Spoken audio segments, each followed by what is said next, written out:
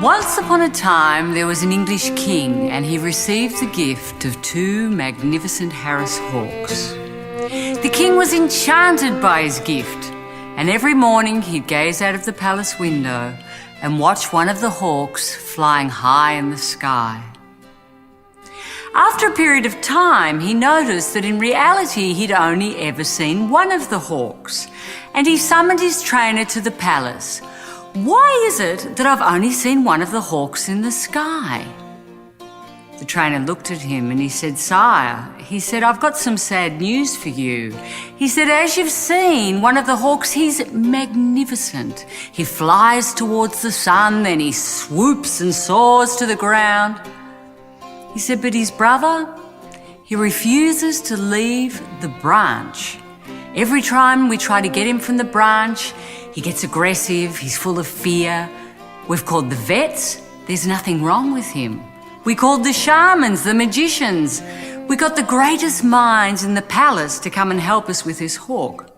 But it doesn't matter what we do, he refuses to leave the branch." The king pondered the dilemma for a moment and he said, "You know what? I think we need a more simple solution. I think that we should ask a farmer." Anyway, a few days went past, and one day again the king was gazing out of the window, and to his surprise there was two hawks in the sky. And they were magnificent. They were reaching towards the sun and swooping and soaring to the ground. And the king was delighted and he summoned his trainer back to the palace. He said, "I'm so happy." He said, "Finally, the two brothers are soaring together." He said, "What did you do?" He said, "How did you get him to leave the branch?" "Well, we did what you said, sire. We called the farmer." "Well, what did the farmer do?" "Well, in reality, we were so excited with the result, we forgot to ask him." He said, "Well, please go and get me the farmer."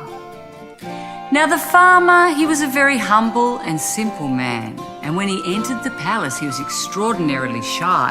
He was looking towards the ground, and the king looked at him and he said, "What did you do? How did you get the hawk to fly? What magic did you perform?"